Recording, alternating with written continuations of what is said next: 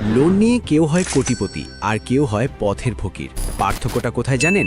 পার্থক্যটা আপনার কপাল বা ভাগ্যে না, পার্থক্যটা হলো ক্যালকুলেটর আর মাথার ব্যবহারে।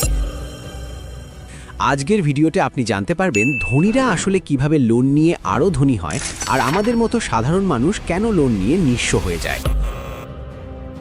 লোনের ভেতর লুকিয়ে থাকা এমন কিছু গোপন গল্প বা ফাঁদ আছে যা আপনাকে তিলে তিলে শেষ করে দেবে, অথচ আপনি টেরও পাবেন না। ভিডিওটি শেষ পর্যন্ত দেখুন, কারণ ভিডিওর শেষে লোনের এমন একটা সিক্রেট সেফটি রুল রিভিল করব যেটা জানলে আপনি লোনের বাঘের পিঠে চড়েও নিরাপদে গন্তব্যে পৌঁছাতে পারবেন। আর এই সিক্রেটটা মিস করলে ব্যাংক আপনার পকেটের শেষ টাকাটাও নিয়ে যাবে, তাই সাবধান। ভাই, লোন বা ঋণ জিনিসটা অনেকটা ধারালো ছুরির মতো। এটা দিয়ে একজন ডাক্তার অপারেশন করে মানুষের জীবন বাঁচায়, আবার একজন ডাকাত মানুষের জীবন নেয়।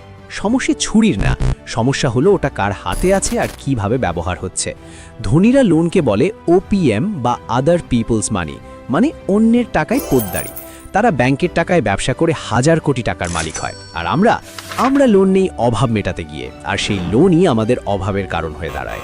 ব্যাংকের প্রসেসিং ফি, হিডেন চার্জ আর চক্রবৃদ্ধি সুদের মারপ্যাচ, এগুলো কিন্তু আপনাকে লোন দেওয়ার সময় মিষ্টি হেসে কেউ বুঝিয়ে বলবে না।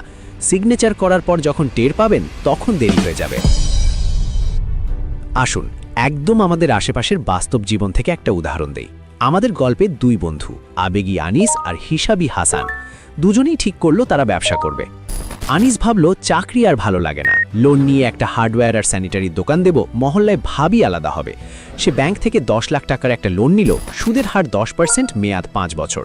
টাকা হাতে পেয়েই আনিস ভাবলো দোকানটা এমন চাকচিক্যময় করতে হবে যেন কাস্টমার দূর থেকে দেখেই দৌড়ে চলে আসে। সে 10 লাখ টাকার মধ্যে 4 লাখ টাকা খরচ করলো দোকানের ডেকোরেশন, ফলস সিলিং, দামি লাইট আর নিজের বসার জন্য একটা রাজকীয় চেয়ার কিনতে।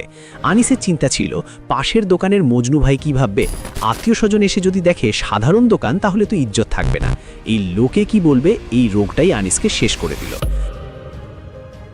বাকি 6 লাখ টাকার মাল তুলল। অন্যদিকে হাসানও 10 লাখ টাকা লোন নিল, কিন্তু হাসান কোনো দামি ডেকোরেশন করল না।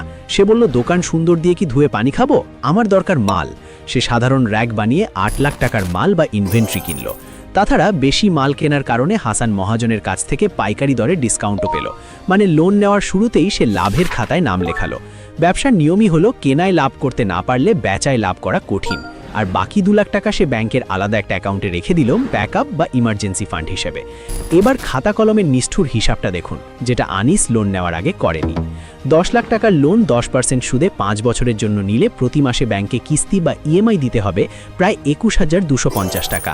অর্থাৎ ব্যবসা হোক বা না হোক, মাসের 1 তারিখে ব্যাংকের টেবিলে 21,250 টাকা আপনাকে রাখতেই হবে। ব্যবসা শুরুর 3 মাস পর আনিসের দোকান দেখতে সুন্দর, কিন্তু তার কাছে মালের ভ্যারাইটি কম। কাস্টমার এসে মাল না পেয়ে ফিরে যায়। হার্ডওয়্যার ব্যবসায় লাভ যদি 10 থেকে 15% হয়, তাহলে 21,250 টাকা কিস্তি শোধ করতে আনিসকে মাসে অন্তত 2 লাখ টাকার বেশি সেল করতে হবে। এর সাথে আছে দোকান ভাড়া 10,000, বিদ্যুৎ বিল 2,000, কর্মচারীর বেতন। সব মিলিয়ে মাসে তাকে অন্তত 3 থেকে 4 লাখ টাকার মাল বিক্রি করতে হবে শুধু টিকে থাকার জন্য। নতুন ব্যবসায় এত সেল কি এত সোজা? চিন্তা করুন, একে তো নতুন ব্যবসা, উপরে জিনিসপত্রের দাম বাড়ার কারণে মানুষের হাতে টাকা কম। এই অবস্থায় মাসে ফিক্সড খরচ বের করা যে কতটা মানসিক যন্ত্রণার, সেটা যার ঘাড়ে কিস্তি আছে শুধু সেই বোঝে। আনিস এখন কি করবে? মাস শেষে কিস্তির টাকা নেই, ব্যাংকের অফিসার ফোন দিচ্ছে। এই প্রেসারে পড়ে আনিস ভাবল ব্যবসা তো হচ্ছে না, শর্টকাটে টাকা কামাই। সে লোনের বাকি টাকা দিয়ে অনলাইনে জুয়া বা বেটিং অ্যাপে টাকা ঢাললো, ভাবলো এখান থেকে জিতে কিস্তি শোধ করবে। কিন্তু ভাই, জুয়ার অ্যাপের অ্যালগরিদম এমনভাবে সেট করা যে তারা আপনাকে কখনোই জিততে দেবে না। এই বিষয়ে আমার চ্যানেলে ডিটেল ভিডিও আছে, আই বাটনে দিয়ে দিলাম, এই ভিডিওটা শেষ করে ওটা দেখে নিন। আনিসের দশা হলো আমও গেল ছালাও গেল। সে এখন বাপের জমি বিক্রি করার জন্য দালাল খুঁজছে। আনিস লোন নিয়েছিল বড় লোক হতে, কিন্তু ক্যালকুলেশন না থাকায় সে এখন ডেট ট্র্যাপ বা ঋণের ফাঁদে আটকা। এবার আসি হাসানের কাছে। হাসান যেহেতু ডেকোরেশনে টাকা নষ্ট করেনি এবং তার কাছে বেশি মাল ছিল, তার বিক্রি আনিসের চেয়ে ভালো। তবুও প্রথম 2 মাস তার ব্যবসায় লাভ হয়েছে মাত্র 10,000 টাকা, কিন্তু তার কিস্তি তো 21,000 টাকা। এখানেই হাসান তার সেই 2 লাখ টাকার ব্যাকআপ ফান্ড কাজে লাগালো। সে পকেট থেকে বা অন্য কোথাও ধার না করে ব্যাকআপ ফান্ড থেকে কিস্তি দিল। 6 মাস পর যখন তার ব্যবসা জমে উঠল, তখন সে ব্যবসার লাভ দিয়েই কিস্তি চালাচ্ছে। 5 বছর পর লোন শোধ, আর হাসান এখন একটা প্রতিষ্ঠিত ব্যবসার মালিক। হাসান লোন নিয়ে কিনেছিল অ্যাসেট বা সম্পদ, মানে দোকানের মাল যা তাকে উল্টো টাকা দিচ্ছে, আর আনিস লোন নিয়ে কিনেছিল লায়াবিলিটি বা দায়, মানে ডেকোরেশন যা তাকে কোনো টাকা ফেরত দিচ্ছে না। অনেকে আবার লোন নিয়ে গ্রামে বাড়ি বা জমি কেনার কথা ভাবেন ভাড়া দিয়ে লোন শোধ করব। ভাই, এখানেও ক্যালকুলেটর দরকার। ধরুন আপনি 50 লাখ টাকা লোন নিয়ে একটা বাড়ি করলেন, মাসিক কিস্তি আসবে প্রায় 55,000 টাকা। এখন প্রশ্ন হলো, আপনি যে বাড়িটা বানালেন সেটা ভাড়া দিয়ে কি মাসে 55,000 টাকা আসবে?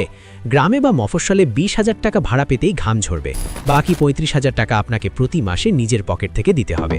যদি আপনার সেই সামর্থ্য না থাকে, তবে লোন নিয়ে বাড়ি করা মানে হলো স্বেচ্ছায় নিজের পায়ে শিকল পরানো। মনে রাখবেন, রড সিমেন্টের দাম কিন্তু দিন দিন বাড়ছে। বাড়ি বানালে সেটা পুরনো হয় আর মেইনটেনেন্স খরচ বাড়ে, কিন্তু জমি কিনলে সেটার দাম সাধারণত বাড়ে। তাই লোনের টাকা কোথায় ঢালছেন সেটা আবেগের চশমা খুলে দেখুন। ধনীরা লোন নেওয়ার আগে একটা সহজ সূত্র ব্যবহার করে, ROI is greater than bank interest rate. সহজ বাংলায়, ব্যাংক আপনার কাছে 10 টাকা সুদ চায়, আপনি সেই টাকা খাটিয়ে যদি 15 টাকা লাভ করতে পারেন তবেই লোন নিন। 5 টাকা আপনার পকেটে থাকবে, 10 টাকা ব্যাংক নিয়ে যাবে। আর যদি আপনি টাকা খাটিয়ে 8 টাকা আয় করেন, তবে লোন নেওয়া মানে নিজের পায়ে কুড়াল মারা। এবার সেই গোপন সিক্রেটটা রিভিল করার সময় এসেছে, যেটা ভিডিওর শুরুতে বলেছিলাম। লোন নিয়ে সেফ থাকার গোল্ডেন রুলটা হলো দ্য 30% রুল অফ সেফটি। আপনি লোন নিয়ে যত বড় ব্যবসায়ী করেন না কেন, আপনার মাসিক কিস্তির পরিমাণ যেন কখনোই আপনার ব্যবসার মাসিক নিট লাভের 30%-এর বেশি না হয়। উদাহরণ, যদি আপনার ব্যবসায় সব খরচ বাদ দিয়ে মাসে 1 লাখ টাকা লাভ থাকে, তবে আপনার কিস্তি কোনোভাবেই 30,000 টাকার বেশি হওয়া যাবে না।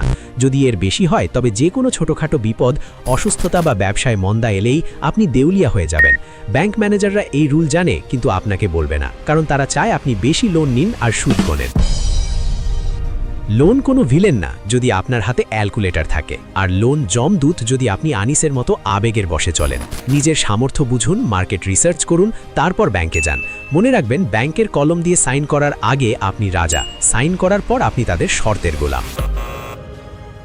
এখন আপনাদের পালা। আমি কনফিউজ যে পরের ভিডিওটা কোন টপিকে বানাবো। আমার মাথায় দুটো মারাত্মক টপিক ঘুরছে, আপনারা যেটা বেশি ভোট দেবেন সেটাই আসবে।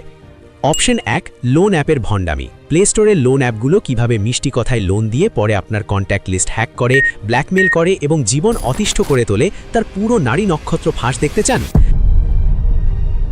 নাকি অপশন 2, শূন্য পুঁজিতে ইনকাম। স্টুডেন্ট বা চাকরিজীবীরা পড়াশোনা বা কাজের পাশাপাশি জিরো ইনভেস্টমেন্টে কিভাবে রিয়েল সাইড ইনকাম দাঁড় করাবেন তার কিছু জেনুইন আইডিয়া চান? কোনটা চাই, অপশন 1 নাকি 2? জলদি কমেন্টে লিখে জানান। আর হ্যাঁ, আমরা আপনাকে সাবস্ক্রাইব করার জন্য বলবো না, শুধু অনুরোধ রইল, সময় পেলে আমাদের চ্যানেলটি একবার ঘুরে আসবেন। সেখানে হয়তো আপনার জীবনের কাজে লাগার মতো আরও অনেক ভিডিও পেয়ে যেতে পারেন। এরপর সাবস্ক্রাইব করবেন কি করবেন না সেটা একান্তই আপনার ব্যক্তিগত পছন্দ। দেখা হচ্ছে পরের ভিডিওতে, ততক্ষণ পর্যন্ত হিসাব করে চলুন, ভালো থাকুন, আল্লাহ হাফেজ।